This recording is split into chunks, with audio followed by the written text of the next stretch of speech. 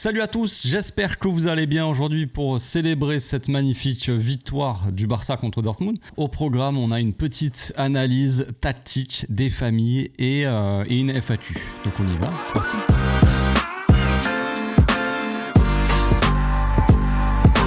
Au passage, n'hésite pas à nous rejoindre si c'est pas encore fait et à partager la chaîne autour de toi, ça fera plaisir à tonton. On commence tout de suite cette analyse avec le pressing de Dortmund. Donc là, on a passé un petit peu le temps, mais on va revenir après en arrière, ne vous inquiétez pas. On joue la 30e minute. Le Borussia Dortmund est mené 1-0. On se dit peut-être qu'ils vont déployer de plus grands efforts pour essayer d'être plus agressifs dans ce match, de revenir un petit peu au score aussi. Et on a un certain pressing de Dortmund qui est assez spécial. Là, ce qu'on voit, c'est clairement, on a quand même 3 attaquants de Dortmund, donc l'ailier Adeyemi, ailier gauche. Alors là, je saurais pas dire qui c'est, je me souviens plus. Est-ce que c'est Julian Brandt ou est-ce que Brandt est là et c'est l'ailier? Bon bref, là c'est Guirassy évidemment. Mais ce qu'on a, c'est De Jong qui est assez seul ici. On voit quand même une très grande zone, une très large zone sur le terrain. Avec très peu de joueurs de Dortmund, il y a un seul joueur qui vient sur Dortmund, sur De Jong. On voit ici Lamine qui est assez haut, qui vient proposer une solution à De Jong. Il y a Fermin qui garde un peu cette position haute dans le demi-espace droit. Pedri qui est de l'autre côté, qui forme un petit peu ce double pivot avec Frenkie. Pedri il lève les bras un peu, il lui dit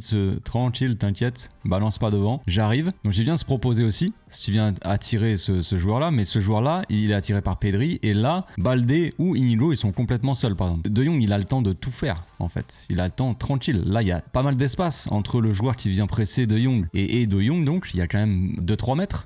Je saurais pas dire, mais il y a un giga espace et on voit le bloc de Dortmund qui est coupé en deux. Il y a les attaquants ici dans cette zone là qui viennent presser un peu notre défense et la défense et le double pivot en fait qui était très très bas en fait. Le double pivot de Dortmund qui était assez bas pour le coup ici et qui gardait en fait Fermin Lopez et lui qui gardait potentiellement peut-être la passe, le cassage de ligne sur Robert, je sais pas, mais en tout cas là il est un peu seul, ça sert à rien en vrai. Là, ce qu'il devrait faire, c'est à la limite monter peut-être sur Pedri et après l'ailier, peut-être presser un petit peu le défenseur, laisser Baldé libre et si jamais ça coulisse, il coulisse, tu vois, mais je sais pas. C'est un peu spécial. Bon, après, ça laisserait l'axe un peu ouvert, évidemment, mais après, les défenseurs peuvent monter aussi sur Robert et venir le presser, mais t'as l'impression qu'il y avait un petit peu cette peur de Dortmund de pas trop se livrer. Pourtant, ils étaient déjà menés 1-0, puis après, ça finit 4-0 quand même. On va revenir un petit peu en arrière. On joue la 3e minute, et là, il y a pas mal de choses qui sont intéressantes. J'ai bien aimé le match de Robert, je vous l'ai dit hier dans le débrief.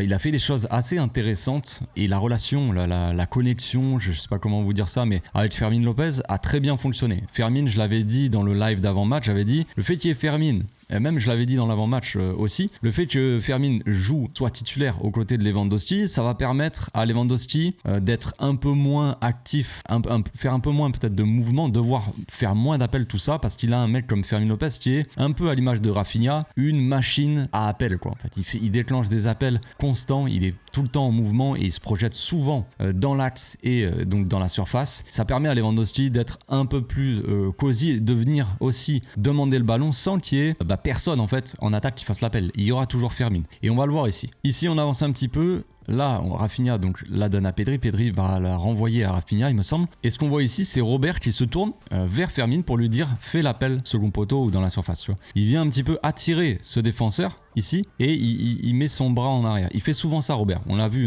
très souvent dans les analyses quand on analysait un peu le Barça, un peu Robert ou quoi. Dans certains buts, depuis qu'il est arrivé, Robert, il parle beaucoup il fait beaucoup de gestes. Il dirige beaucoup ses coéquipiers avec ses bras très souvent. Et donc là, ça n'a pas loupé. Donc là, ce qu'il fait, c'est il dit à Fermin d'aller justement de faire son appel ici et Pedri donc qui peut lancer Rafinha et là directement qu'est-ce qu'on a? On a Fermin, on a cette zone là du point de pénalty qui est laissée un peu à l'abandon par Robert qui vient se rapprocher un petit peu du jeu, mais c'est pas vraiment un problème parce que justement on a Fermin Lopez qui déclenche son appel comme un mort de faim, ici point de péno. Donc on a le latéral gauche qui est obligé de resserrer, qui lâche un petit peu le marquage sur Lamine Yamal et qui est obligé de venir resserrer dans l'axe. Donc imaginez si la passe elle arrive au deuxième poteau sur Lamine, là ça serait quand même assez dangereux. Mais regardez la défense de Dortmund, elle est un peu à la rue. Ici le défenseur central potentiellement pourrait être sur évidemment soit Robert soit Fermin, il est quand même bien en retrait. Et si le latéral vient pas ici pour défendre sur Fermin, il est seul. Bon, après, le ballon est un peu long, mais ce qu'il y a d'important ici, c'est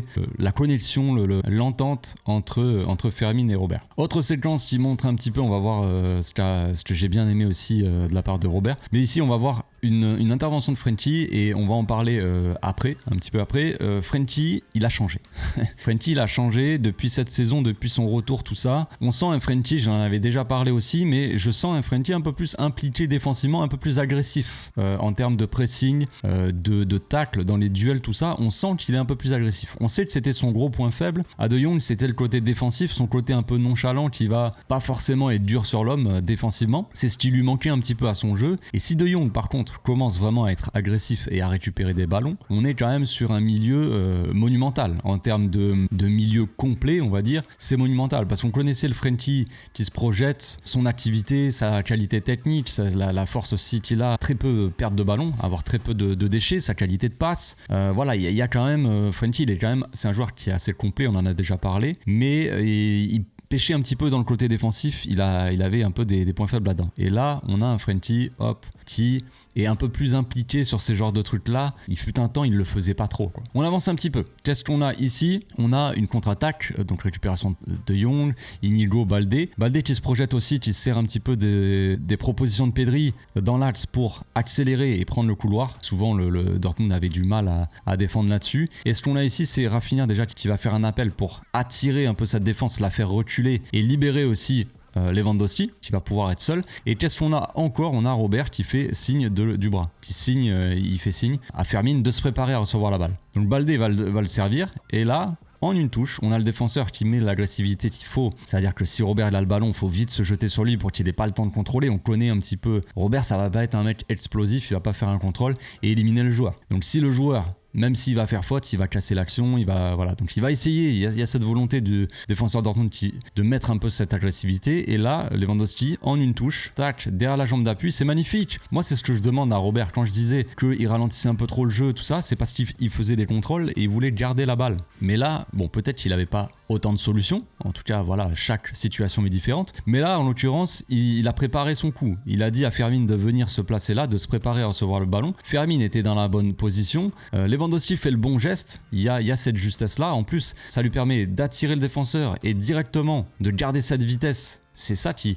fait qu'il garde, il met même de la vitesse en fait, parce que non seulement il ne ralentit pas le jeu, il fait pas un contrôle, il essaie de garder un peu la balle et après de servir un autre joueur. Là, en une touche, il fait une déviation, il trompe le défenseur et il accélère. Et là, il a pris de vitesse le défenseur central. Et regardez l'espace qu'il y a. Là, Fermin joue bien le coup, il la donne à Lamine, et là, regardez l'espace qu'il y a. Là, le défenseur, donc ça c'est Emre Can, je pense, et du côté a été attiré par Rafinha. Rafinha qui fait beaucoup d'appels pour aussi libérer les espaces, on va le voir sur d'autres buts, d'autres séquences. Et là, Fermin joue bien le coup, avec Lamine qui a le ballon, le latéral qui est obligé d'écarter. Malheureusement, bon, Lamine, il aurait pu peut-être mieux jouer, il y va tout seul, il va essayer de frapper. Mais bref, là, l'importance sur cette action, sur cette séquence, c'était de voir le boulot encore de Robert. C'est pour ça que j'ai dit hier, je trouvais qu'il avait fait un bon match. Rien que dans le jeu en fait. Même avant ces deux buts, je trouve qu'il n'a pas été mauvais dans ces situations-là. Encore une autre séquence, on va voir le duo Fermin et Lewandowski. Inigo qui sert le Rafinha sur le côté. On avait un Rafinha qui par moment était collé à la ligne comme ça et par moment était vraiment très axial, comme sur la séquence d'avant où Rafinha il part de l'axe pour s'écarter. Là, il va faire l'inverse, il part du côté pour rentrer dans l'axe. Il va tromper sur son contrôle, il va tromper le latéral déjà. Pedri qui va avoir la balle et qui va pouvoir l'envoyer. Rafinha, il fait son appel direct et le latéral, il est à la rue. En vrai, latéral il est à la rue. On a Rafinha qui part dans le dos du latéral, Pedri qui va pouvoir le servir en profondeur. Enfin, franchement, la défense de Dortmund hier c'était très compliqué. On l'avait dit, on m'avait posé la question un petit peu dans le live d'avant-match. C'était quoi le point faible de Dortmund? Bah évidemment c'est un peu la défense, surtout qu'il leur manque Schlotterbeck. Vraiment il y a ce problème défensif. Après c'est peut-être un petit peu toutes les équipes allemandes, on connaît un petit peu la Bundesliga, c'est porte ouverte. Donc on avance un petit peu, ce que je vais trouver assez intéressant, c'est quelque chose que j'avais pas vu forcément dans le direct parce qu'on reste focus, on voit Rafinha courir, on est attirés tous par le ballon évidemment. Mais là ce qui est intéressant, ça va être les consignes de Robert avec Fermin. Regardez bien ce que va dire Robert, ce que va faire Robert, il va montrer du doigt, il va dire à Fermin de faire son appel dans l'axe. Vas-y, cavale gamin, tu vois. Et lui il va rester en retrait. Mais regardez son signe de la main, il va dire voilà, vas-y. Tu vois, il lui fait signe, prends cette zone là quoi. Va, attaque, va à ma place, on va dire au poste de 9 et ça permet à Robert d'être libre après. On avance un petit peu, regardez le taf de Fermin qui va faire son appel du coup et attirer le défenseur avec lui, qui va libérer ici l'espace pour Robert.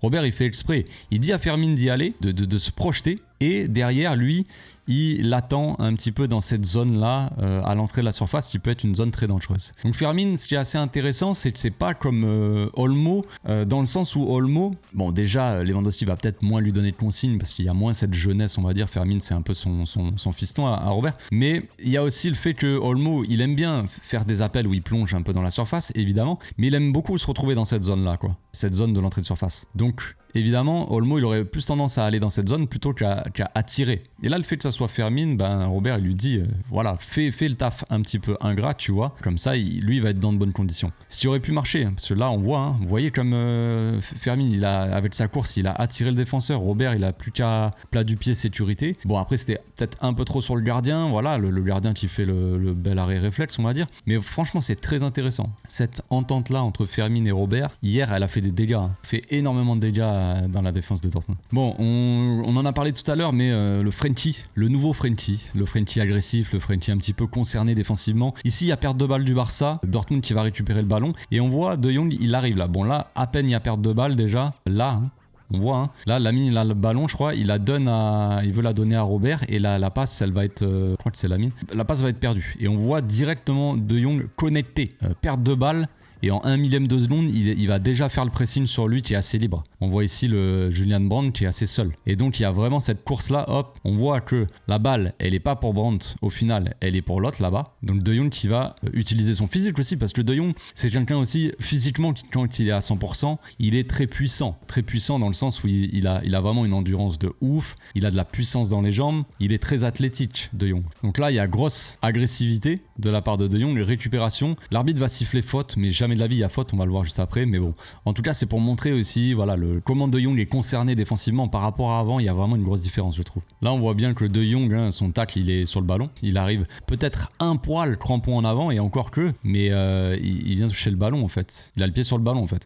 Bon bref, on s'en fout, mais en gros c'est pour montrer l'agressivité, le nouveau De Jong, et ça j'aime bien, j'apprécie. Séquence débute maintenant, donc dégagement de Dortmund qui essaie d'un peu de jouer, combiner ou pas, mais c'est assez brouillon. Pedri qui récupère la balle ici au milieu, qui va pouvoir directement attaquer. On voit, hein, il y a très peu de joueurs, hein. Il y a Lewandowski, Lamine Yamal. Regardez Rafinha. Rafinha il est tout en bas là, et il part de loin. Il part de très loin et c'est lui qui va faire la petite passe D pour Roberto Lewandowski. Ici, ce qu'il y a d'assez intéressant, bon, non seulement il y a l'appel évidemment de Rafinha, appel de phare, hein, il lève le bras, vas-y, envoie, mais ça va être le jeu sans ballon aussi de Koundé. On en a souvent parlé, hein, pour ceux qui me suivent régulièrement, vous le savez. Il y a évidemment le génie de Lamine Yamal, ça c'est une évidence, mais il y a aussi l'immense apport de Koundé. Si Lamine peut autant nous régaler et se régaler, c'est aussi parce que Koundé est là pour libérer un maximum Lamine Yamal de son face-à-face, on va dire, de son vis-à-vis. Au lieu d'être là, on pourrait, si Koundé n'y va pas, ben, on va avoir une prise à deux des joueurs de Dortmund. Là, Koundé, de par son appel, il attire Ben Sebaini, hein, je crois que c'est lui, voit que Koundé part dans son dos, donc d'un côté, il a envie de défendre sur Lamine, mais d'un autre côté, il n'a pas envie de trop se jeter parce que ça laisserait beaucoup trop d'espace pour Koundé. Et là, en plus de ça, Koundé, on voit il attire un petit peu ce défenseur-là. Il se dit, s'il la passe à Koundé, il va devoir se projeter ici sur Koundé pour l'empêcher de potentiellement tirer, quoi. Il hésite un petit peu. Ce qui fait que là, Emre Can, lui, il est sur Robert. Là, on voit le latéral droit, Ryerson, je crois qu'il s'appelle, assez mauvais, hein, en vrai. Je l'ai trouvé, c'est assez étonnant parce que lui, normalement, il est pas trop mauvais, je trouve. Mais là, hier, il était assez particulièrement mauvais. Enfin, je veux dire, défensivement, tout à l'heure, on le voit qu'il se fait ouvrir par Rafinha. Là encore, on le voit, il trottine. T'as l'impression qu'il a pas trop envie d'aller défendre sur Rafinha, bah, tant mieux pour nous. Donc le jeu sans ballon de Koundé, on y revient. Là, on voit, hein, il a attiré deux joueurs. Il a attiré ce joueur-là, qui est Gittens, je crois, qui était passé à gauche en deuxième mi-temps, à la sortie d'Adeyemi. Et on voit que donc Gittens, il a un peu suivi pour que Lamine ne fasse pas la passe à Koundé. Et on voit que Ben Sebaini, du coup, il sort pas trop sur Lamine parce que justement, il a peur de cette passe-là. Donc à lui tout seul, Koundé, il a freiné énormément l'agressivité, on va dire, potentiellement, ou l'activité défensive des deux joueurs sur Lamine. Lamine peut tranquillement s'ouvrir l'angle de passe, on va dire. Il nous fait un petit ballon piqué des familles. On voit lui, hein, le défenseur là qui a été un petit peu aspiré par Koundé, donc qui marque pas forcément, qui est pas trop resserré, mais bon, après c'est pas si grave. Donc là il y a Rafinha qui s'envoie, hein. Il envoie tout ce qu'il a pour reprendre de la tête et l'envoyer à Robert. La remise elle est très difficile. La remise est très difficile. Franchement, le ballon, regardez comme il est en l'air. il arrive assez vite, mais de très haut en plus de ça. Il est à la limite de la sortie et franchement Rafinha il s'envoie. Franchement c'est très dur de faire une remise de la tête de qualité dans la bonne zone. Là il y a très peu d'espace quand même. C'est très dur, c'est un geste, on a tendance à pas y prêter vraiment attention, pas donner d'importance. Mais une tête c'est difficile à faire déjà, de l'envoyer dans la bonne zone. Avec son pied c'est plus facile en vrai je trouve. Mais bon bref, on va pas faire un roman là-dessus. Et là on voit le défenseur central qui a totalement lâché d'ailleurs. Il était de base un peu sur Robert, là il est sur personne, il a je sais pas. Donc Emre Can le pauvre, lui qui n'est pas forcément défenseur central de base, doit marquer Lewandowski à lui tout seul. Donc la balle elle est bien donnée, elle est à limite de sortir. Lewandowski, je croyais qu'il était au-dessus au début. Avec l'illusion d'optique des filets et tout, il tire. Alors vous voyez, vu qu'il tire un peu en l'air, j'ai cru qu'il a été passé au-dessus juste des cages. Mais non. Ça fait 2-0, premier but de Robert. Donc là maintenant on va voir les deux derniers buts qui sont assez similaires, hein. C'est deux contre-attaques, on l'a dit. Évidemment, le Barça joue énormément en contre-attaque cette saison par rapport à la saison dernière. Il y a surtout une grosse différence dans ce domaine-là. Et une différence de but, évidemment, on marque largement plus de buts. Mais surtout, beaucoup de contre-attaques, ce qui n'était pas le cas avant. Ça nous fait penser un peu à l'équipe de Luis Enrique. Le Barça de Luis Enrique, dans le sens où il y a ce mélange de possession, de jeu un petit peu de Barça, on va dire, avec un jeu où on ressort court, bref, le jeu du Barça quoi. Mais aussi ne pas hésiter à jouer les contre-attaques avec des joueurs qui sont très rapides là-dedans, dans ce domaine-là. Et ça a été le cas hier. Donc ça part d'une perte de balles de Baldé qui veut relancer sur Pedri, alors qu'en vrai, de vrai, il doit rentrer intérieur et la donner à Rafinha, je pense. Rafinha qui peut la donner à Frenkie peut la donner à Fermin ici. En coulisses, on joue un petit peu, on fait une sorte de petite escalier pour toucher Fermin ici qui est libre totalement. Donc après le temps que la balle elle arrive, peut-être qu'il se serait resserré sur lui. Mais en vrai c'est la chose à faire. Donc là Baldé il essaie de servir Pedri qui est un petit peu enfermé là sur la ligne. Malheureusement c'est un peu mal donné aussi, donc il y a perte de balle. Baldé qui veut la donner à Pedri et qui veut se proposer directement, donc qui fait son appel vers l'avant et du coup qui laisse un petit peu cet espace libre. Bon c'est un détail mais en gros ça part de là en tout cas. On en arrive ici où Dortmund peut potentiellement se procurer une occasion dangereuse, sauf qu'il y a De Jong qui est là et De Jong encore une fois on en a parlé tout à l'heure, mais un peu plus concerné défensivement et ça fait plaisir parce qu'il est là et tac, il shoot un petit peu dans son petit ballon et ça arrive sur Fermin qui, on a vu tout à l'heure, était assez seul et c'est toujours le cas. Fermin est complètement seul, c'est une dinguerie. Donc on avance un petit peu et Fermin va servir Lamine Yamal et là c'est une dinguerie. Là c'est, j'ai pas d'autre mot. C'est une dinguerie, la passe, le caviar que donne Lamine entre les deux joueurs comme ça, il n'y a pas d'espace, il n'y a rien. Alors évidemment il doit y avoir 1 mètre, mais la balle elle passe dans un trou de souris et puis elle est parfaite, elle est parfaitement dosée, la direction elle est parfaite, tout est parfait. Fermin qui fait encore son appel dans la profondeur, le joueur là limite il y croit pas, il pense pas que ça va arriver quoi, pression et la passe c'est un caviar total. La passe elle est en plus dosée parfaitement parce que si elle avait été un petit peu trop sur Fermin, le temps qu'il la contrôle, s'il se l'emmène, il aurait perdu du temps. Là elle est devant lui dans la zone, il peut attaquer cette zone, arriver pleine vitesse, continuer à prendre un peu de distance sur le latéral gauche. Il garde cette distance là, cette vitesse, on voit que le joueur c'est fini quoi pour lui. Ce qu'on a aussi d'intéressant ici, c'est que de base Lewandowski est à gauche de l'attaque, au poste de Rafinha, demi-espace gauche, et Rafinha est dans l'axe. Et ce qu'on va voir ici, c'est des mouvements qui sont très intelligents et très intéressants, dans le sens où Rafinha, il va changer, ils vont faire des appels croisés en fait, tout simplement. Ce qui va totalement tromper la défense, ils vont pas savoir ce qui se passe. Mais c'est très bien joué, franchement c'est très très bien joué de la part de Rafinha, très bien joué de la part de Lewandowski, très bien joué de la part de Fermin, et évidemment la passe de Lamine au départ. Mais on voit ici donc Rafinha qui emmène avec lui Emre Can, Robert qui rentre comme ça à l'intérieur du jeu, dans l'axe, plein axe, entrée de la surface, comme tout à l'heure on a vu,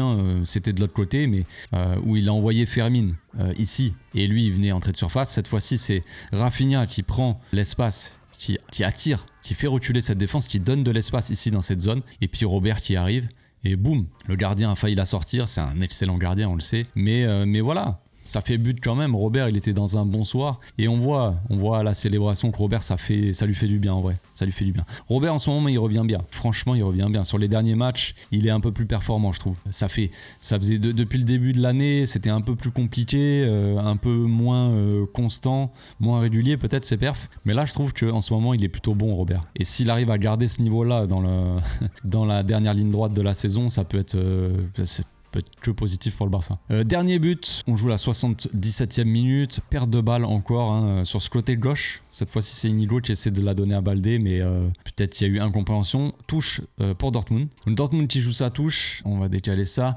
On voit donc un bon pressing. Entre-temps, Gavi est rentré, hein, Fermin est sorti. Bah, le joueur de Dortmund qui n'a pas trop le choix de reculer, il y a un bon pressing.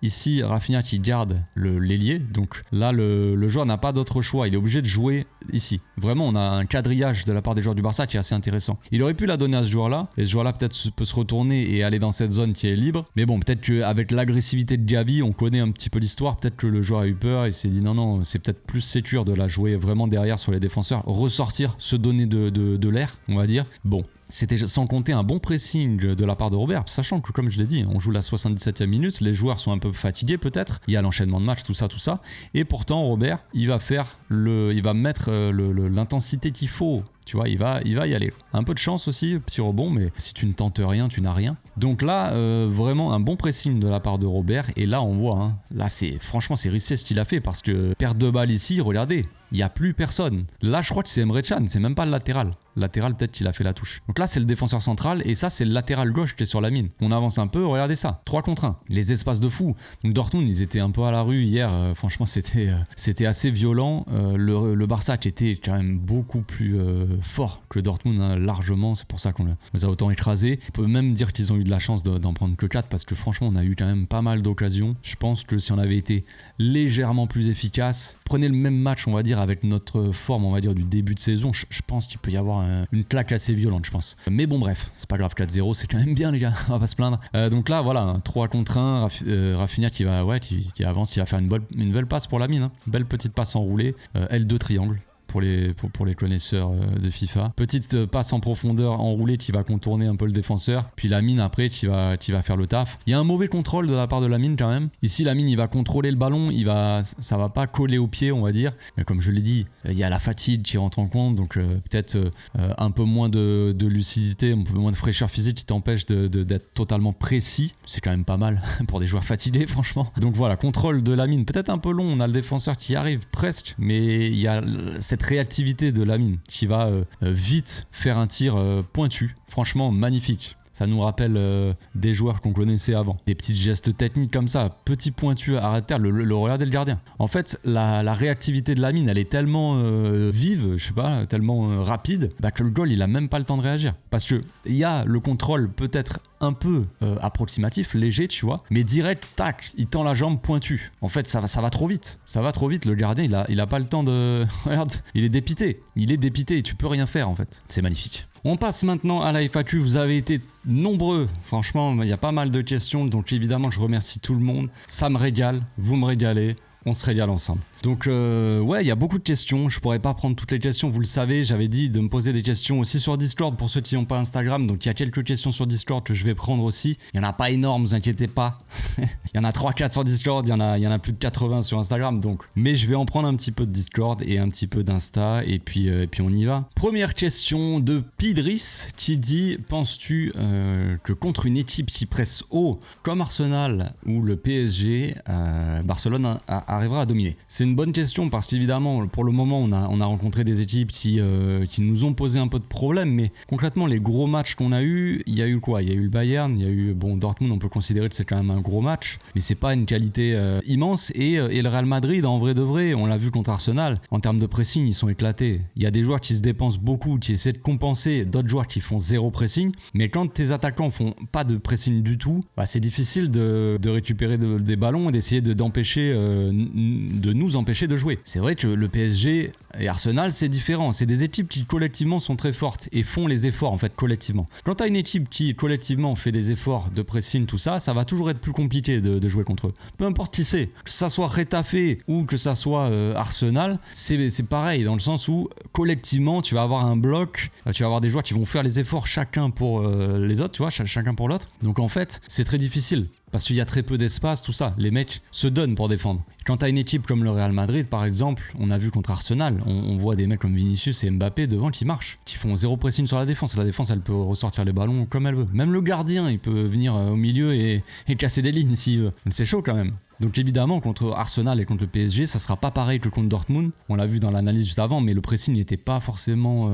C'était un peu bizarre au début, c'était un peu cassé en deux, ça a été un peu mieux en deuxième mi-temps, même si on a été encore plus fort, j'ai l'impression, en deuxième mi-temps, mais bon bref. Et ouais, c'est pas les mêmes genres d'équipes, donc est-ce qu'on arrivera à dominer? Peut-être que oui, mais ça sera quand même beaucoup plus équilibré, je pense. Ensuite, on a une question de Pablito qui dit hors Barça, mais tout de même un peu en rapport. Avec la montée en puissance de Désiré Doué avec le PSG, est-ce que le titre de meilleur jeune joueur, donc le Golden Boy en gros, est-ce que ça va être difficilement atteignable pour Pau Cubarsí par rapport à la position, les stats, les dribbles, le spectacle? Ouais, je comprends ce que tu veux dire. C'est vrai que Désiré Doué, c'est un attaquant, c'est un joueur qui est un peu plus de sensation, il va te donner plus d'émotion qu'un Pau Cubarsí évidemment. Pau Cubarsí qui est un défenseur, donc ça va être à la récupération, ça va être le cassage de ligne, les passes, tout ça, ça va être impressionnant. Donc c'est vrai qu'on peut se poser la question, oui, est-ce que le Golden Boy va revenir à un défenseur? C'est déjà arrivé évidemment, mais généralement c'est comme le Ballon d'Or, tu vas plus mettre en avant les joueurs offensifs. Donc peut-être que Désiré Doué va venir shipper un petit peu le Ballon d'Or, enfin le Ballon d'Or, autant pour moi, le Golden Boy à Cubarsí, mais ce serait,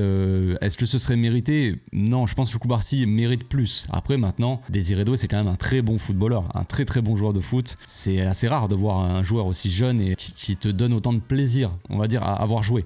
Donc ouais, il pourrait l'avoir franchement. Après c'est comme ça, hein. On sait que les attaquants, les joueurs offensifs partent avec un avantage par rapport aux joueurs défensifs. Mais regardez ce qui s'est passé avec Vinicius et Rodri, l'espoir fait vivre. Question de Edesco qui dit salut mon coach, salut frérot. Pensez-vous que le Barça peut aller en Allemagne en mode vacances? Non, je pense pas. Surtout qu'aller en Allemagne en vacances, franchement, je le conseille pas. Non, en vrai, je suis allé une fois en Allemagne, c'était un très mauvais souvenir. Pas ouf, mais bon. Ça vaut pas Barcelone. Alors, des mecs qui habitent à Barcelone qui ont en vacances en Allemagne, ça se fait pas. Normalement, c'est l'inverse, tu vois. C'est les Allemands qui viennent à Barcelone, voir un peu le soleil, la plage. Mais bon, je pense pas que les joueurs vont aller en mode vacances. Je pense qu'il y a quelque chose à aller chercher au match retour. Une qualification, tout simplement. On veut une équipe sérieuse, un match sérieux et qui n'est pas pris à la légère. Maintenant, le coach pourra faire quelques petites rotations, faire souffler peut-être un joueur qui n'a pas l'habitude de souffler. On a vu Lamine un peu fatigué. On sait que, après, Baldé, Koundé, on peut pas vraiment les changer. Dortmund, ils ont des joueurs qui sont très rapides sur les côtés, donc tu vas pas mettre un Gérard Martin ou un Hector Fort, ça va être compliqué pour eux, je pense. Mais un mec en défense, tu peux peut-être le faire souffler. Un mec comme Inigo Cubarsí qui joue beaucoup, tu peux mettre un Eric Garcia ou même un Ronald Araujo. Il a montré, il a fait une bonne rentrée. Ça, tu peux mettre ce genre de joueur là pour faire souffler. Potentiellement, tu peux enlever soit un Pedri, soit un Frenkie, même si c'est compliqué parce que au milieu ils sont tellement forts que voilà. Et puis en attaque, tu peux faire peut-être souffler Lamine, tu vois. Tu peux le faire entrer en cours de match, mais peut-être que tu peux en enlever un, tu vois. Alors je dis pas qu'il faut faire une rotation sur chaque ligne, enlever 3-4 joueurs de l'équipe, mais peut-être. Mais maintenant, il faut quand même le prendre faut pas le prendre à la légère ce match, loin de là. Ensuite, il y a Enzo qui dit salut Café, salut frérot, je pense qu'après le PSG, le pire adversaire serait l'Inter selon moi et toi. Ouais, je pense aussi, je l'avais dit déjà quand il y avait eu le tirage, j'avais dit que j'avais donné un peu mon avis. Je pense que cette équipe de l'Inter, elle est difficile à jouer.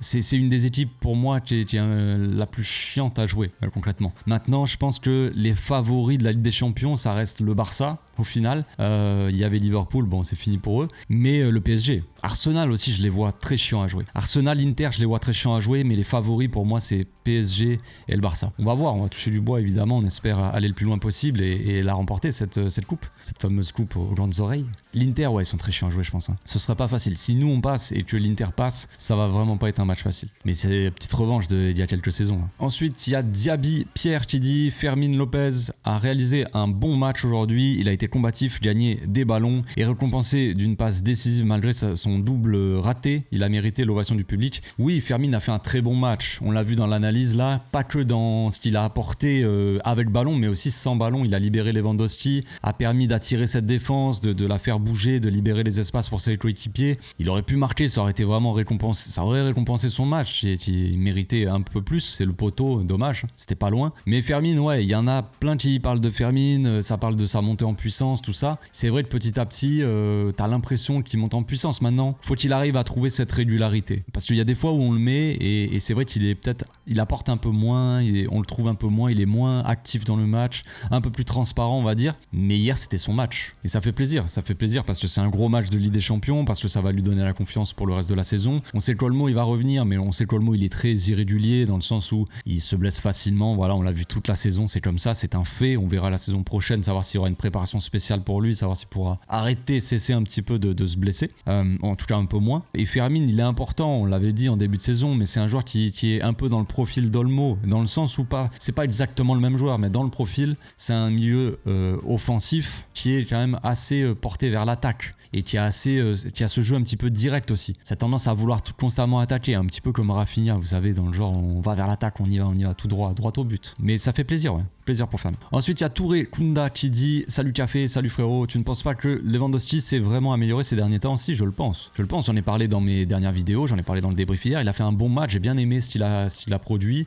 Quand Lewandowski n'est pas forcément très juste ou très bon dans le jeu, ben moi j'aimerais au moins qu'il marque. Tant qu'il est décisif devant, qu'il va apporter vraiment, marquer des buts et nous faire gagner, qu'il soit un peu moins bon dans le jeu, c'est moins grave, disons. C'est pas parfait parce que voilà, on aimerait que tout le monde soit vraiment au niveau et que le jeu soit encore mieux, soit encore plus fluide, comme on a pu le voir par moments cette saison. Puis il y a des moments où, oui, il y avait un peu plus de problèmes avec cette fluidité devant. Mais en vrai de vrai, là, dernièrement, il est plutôt bon, il marque des buts. Hier, je l'ai trouvé plutôt bon, je l'ai dit dans l'analyse, je l'ai montré sur certaines séquences où il a essayé de jouer un peu plus simplement, un peu plus vite. Et ouais, il a été intéressant. Maintenant, on le sait, Lewandowski, c'est un joueur qui a énormément d'expérience. Et dans les grands rendez-vous de Ligue des Champions, c'est un joueur qui est très important pour l'équipe. Parce qu'on a quand même si on a une équipe monstrueuse, même si on a tendance à oublier tout ce côté-là, mais on a quand même une équipe qui est très jeune ou un peu inexpérimentée en Ligue des Champions. Inigo Martinez, par exemple, c'est un joueur d'expérience, mais en Ligue des Champions, qu'est-ce qu'il a vraiment comme expérience ? Il n'a pas grand-chose. Rafinha,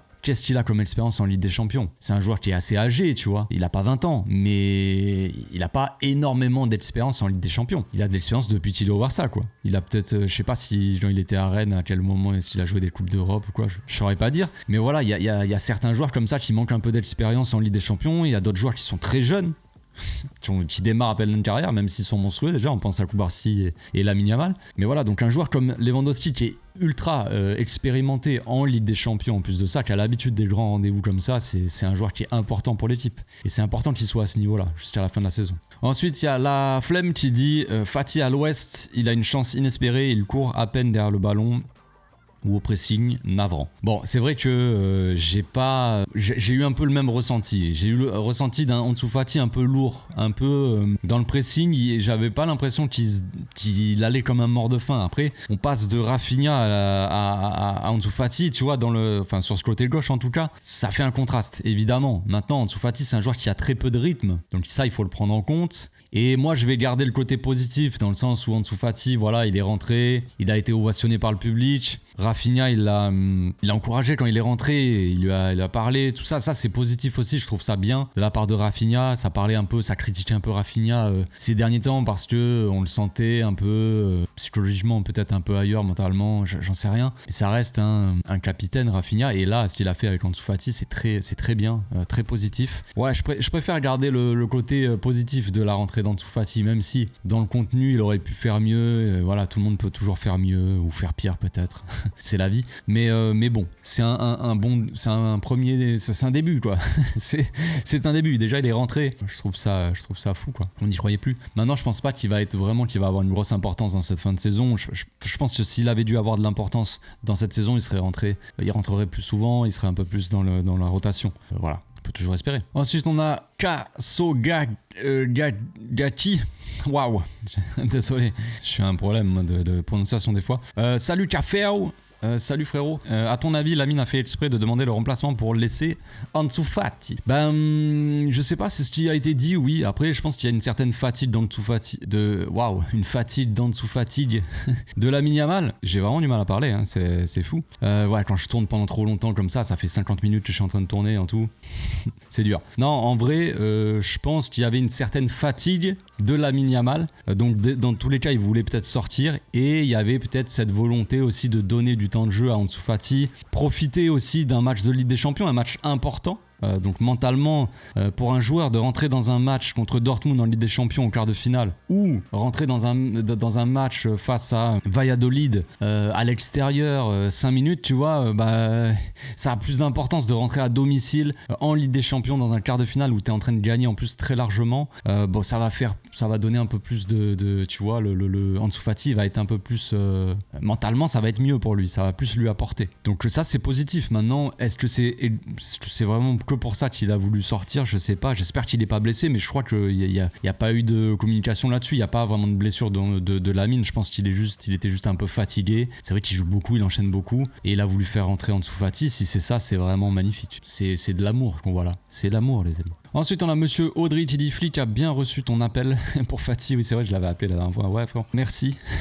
Ah bah de rien, je l'ai appelé, hein. J'ai fait mon taf, hein. On va essayer de le rappeler pour les prochains matchs si tu veux. Comment as-tu trouvé Baldé? En vrai je l'ai trouvé plutôt bon Baldé. J'ai pas là comme ça vraiment son match m'a pas forcément marqué, même si j'en ai parlé un petit peu tout à l'heure. Il a beaucoup débordé sur son côté, il a été assez actif. Je pense que Baldé il monte en puissance petit à petit vraiment, et puis je le trouve dans ses perfs qu'il est assez régulier, même si il fait pas tout le temps des top perfs. Il est assez régulier, assez constant, il fait plutôt des bons matchs je trouve. C'est très rare là sur les derniers matchs que moi je me dise dans le match Baldé il est mauvais, tu vois. Après il y a eu quelques pertes de balles on va dire, mais ces pertes de balles là nous ont apporté des buts au final sur des contre-attaques. Enfin une principalement, le troisième. Mais non, mais en vrai il a été plutôt bon je trouve Baldé. Maintenant il y a une grosse activité. Baldé il court beaucoup dans les matchs, il se dépense énormément. C'est un joueur qui est explosif. Donc le style de joueur fait que il va avoir tendance à être plus fatigué que les autres, plus qu'un Koundé. Le Koundé il va faire ses appels, il va beaucoup courir, mais ça va être des courses c'est comme si, enfin je dis ça mais pas forcément, mais Koundé c'est un peu plus du marathon, tu vois. Il va pas trottiner mais il va courir, mais à une certaine vitesse. Baldé c'est que de l'explosivité son jeu. C'est comme les attaquants et les milieux de terrain. Les milieux de terrain vont faire beaucoup de kilomètres, mais ça va être des courses un peu moins explosives que les attaquants qui vont faire des appels tranchants, tout ça. Et Baldé il est un peu comme ça, mais il doit aussi défendre. C'est ça le problème aussi avec les joueurs comme ça, enfin pour eux quoi, c'est qu'ils doivent énormément se dépenser, beaucoup courir et faire des courses explosives en plus de ça. Donc ça fatigue plus que les autres,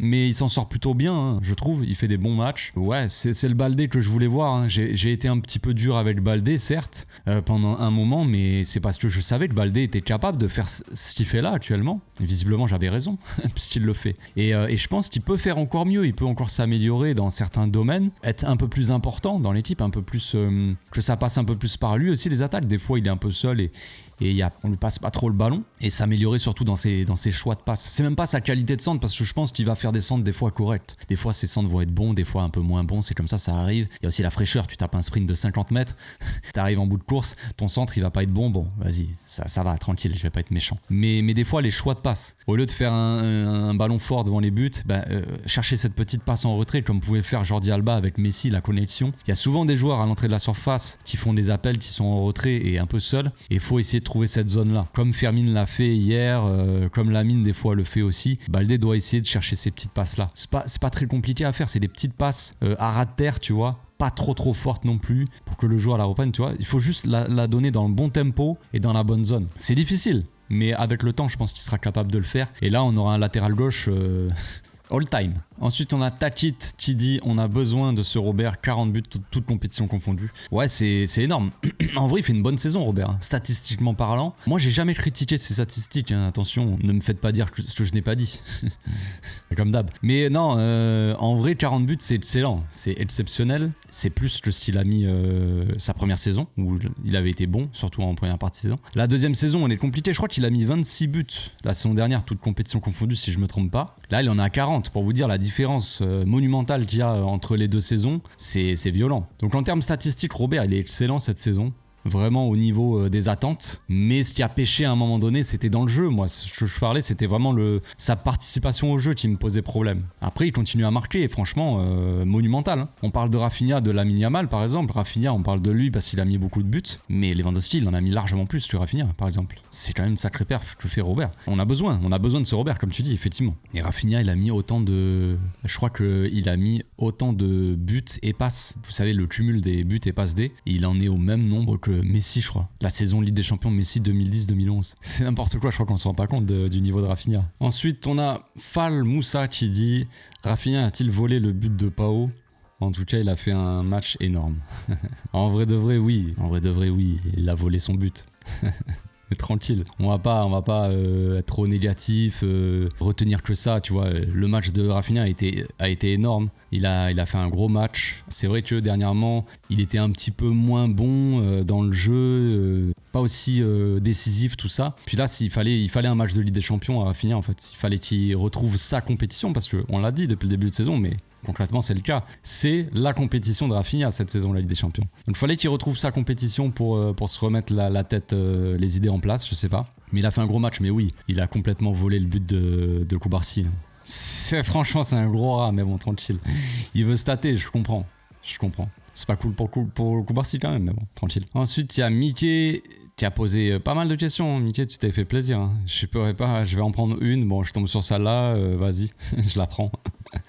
Merci frérot en tout cas. Est-ce que tu penses qu'on peut rester invaincu jusqu'à la fin de la saison? Bah ça serait dur en vrai, hein. Ce serait une sacrée performance, mais c'est dur. Après je crois que dans l'histoire celui qui a fait le plus de matchs ou alors c'est les victoires consécutives ou c'est non c'est le nombre de matchs invaincus, je crois que c'est Luis Enrique, sa première saison il me semble, si je dis pas de bêtises, mais j'ai plus le nombre. Mais Flick il est pas loin, je crois qu'il y avait Luis Enrique, derrière il y a Guardiola, je crois que derrière il y avait un autre Barça mais qui date de je sais pas combien d'années, et derrière il y a Flick. Ouais c'est possible, c'est totalement possible. Maintenant il faut faire attention, je crois que les Leganés on les joue là et je crois qu'on a perdu contre eux au match aller. Donc bon on va pas se voir trop beau tout ça non plus, l'important c'est de pas perdre les matchs importants, parce que genre finale de Coupe d'Espagne c'est le match à ne pas perdre, la Ligue des Champions si on va en finale bah écoute la finale vaut mieux pas la perdre, ça serait quand même dommage. Après le reste bon ça peut ne pas être trop grave, si tu gagnes par exemple le Classico en Liga, t'as 6 points d'avance ou 7 points d'avance sur le Real